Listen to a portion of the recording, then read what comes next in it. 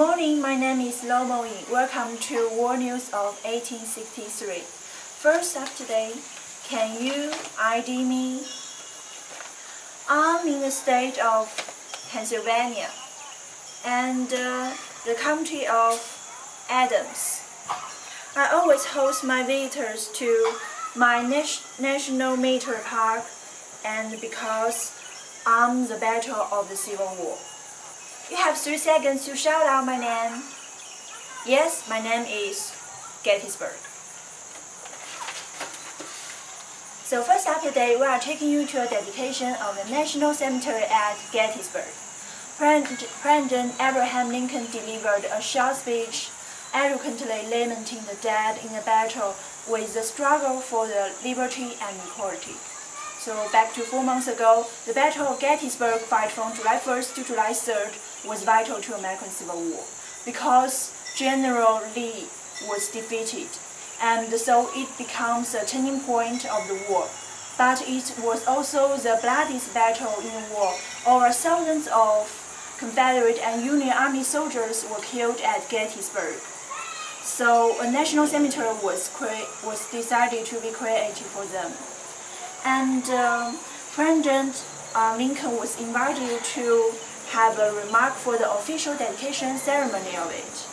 In his speech, he just used 272 words with only 10 sentences to briefly describe the Civil War and bring up how important a nation in the war. He invoked the proposition of human equality based on the Declaration of Independence and expressed the Civil War as the new birth of freedom to the nation. In the end, he inspired the living, taking the great task remaining from the honored dead, and ensuring the government of the people, by the people, for the people, shall not perish from the earth. Thank you. Now it's time to show you an interview I had with a special person that had helped many soldiers in the Battle of Gettysburg. Hi, Miss Barton. Hi. I'm the War News of 1863 interviewer Lomo. So first, can you tell us how you chose to be a battle nurse? Actually, I started my life as a nurse from 1861 during the Civil War. One day, I went to the train station in Washington to meet a group of soldiers. I took care of their wounds because many of them were my friends. Then I became a full-time nurse for the wounded. But I think many more lives could have been saved if the men had medical treatment immediately after they were hurt. I also offered to help the wounded to a high Army official, and it got approved. That's really brave. So helping people in the Battle of Gettysburg was your first time? No, it's not. I was there at the Bull Run, Antietam, Fredericksburg, and Chancellorsville. These were all the bloodiest battles. But I tried my best to clean the wounds of injured soldiers, ease the pain of the dying, and try to feed those who survived. Can you tell us the most impressive battle to you? Yes, it was Bull Run. I heard about the fierce battle at Bull Run in the nearby state of Virginia because I was in Washington. So I got into the railroad car and traveled there. It was terrible and fearful.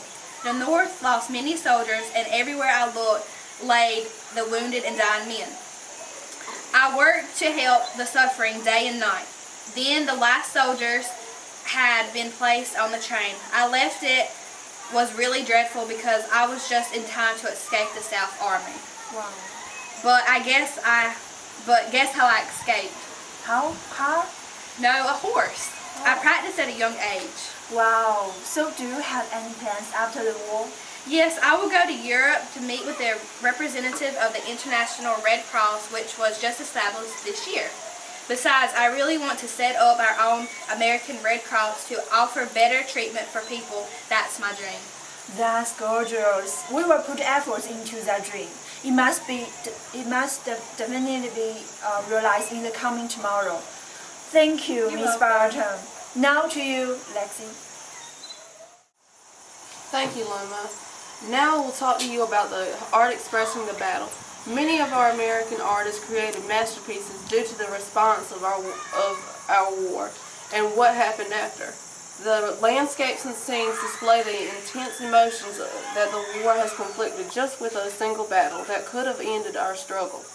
This showed that fighting would never disperse. Concerning our people about how to reunify the nation after a long period of pain and grief. 60 paintings and 18 photographs have been created, including one of the landscaping artist Frederick E. Church's. In 1863, Church created an oil painting called Our Banner in the Sky. Now to you, Madison, with the weather. Thank you, Lexi. Now into the weather. As you can see for the 7-day forecast of Gettysburg, Pennsylvania. On Monday, the high will be 76, sunny. Tuesday, cloudy, high of 71. Wednesday, high of 86, sunny. Thursday, high of 74, cloudy. Friday, high of 69, scattered thunderstorms throughout the day. Saturday, July 4th, high of 75, sunny. And Sunday, high of 70, cloudy. Now we'll be right back for these brief messages. Hi, I'm Claire Barton. The military medical staff is in desperate need for the nurses and doctors to come help as much as they can with the soldiers in the Battle of Gettysburg. We need more because this is the most intense, bloodiest, and horrifying battle we have ever seen to date with the most casualty. This is not like anything ever before. We are experiencing more and more wounded soldiers, and it's not looking good at all. Please come and help now. Welcome back to War News of 1863. It is time for educating the public. Some believe that between 3,000 and 8,000 of our women volunteered their services as nurses throughout the duration of the Civil War, including the Battle of Gettysburg. The majority of them being from northern states, however, such as estimates is questionable due to the fact that several nurses, upon receiving appointments, refused to have their names recorded in the official books. Mrs. M.J. Boston said to the surgeon she was working under, "I do not want any pay for my services. I only try to do all I can for the soldiers." Other women who made similar decisions found it even more difficult to collect pensions later in their lives. With the lack of documentation, it is nearly impossible to claim the exact number of women who performed duty as nurses. Yet we do know their work was greatly appreciated by the men who they cared for. John G.B. Adams, once the national commander of the GAR, expressed that the memory of these nurses will ever live in their hearts of the veterans they nursed with such tender care. We will now take another commercial break. As a photographer, I have never in my whole entire life seen such battle scenes as these. Dead bodies everywhere, wounded soldiers are crying for help, smoke is filling the air from the cannons, and the generals are on their horses overlooking the battle, trying to strategize their next move. Even after 3 days of intense, brutal, and hard fighting, the moral still looks high on both sides. That's all for today. You have just watched the War News of 1863. Thank you and have a great day.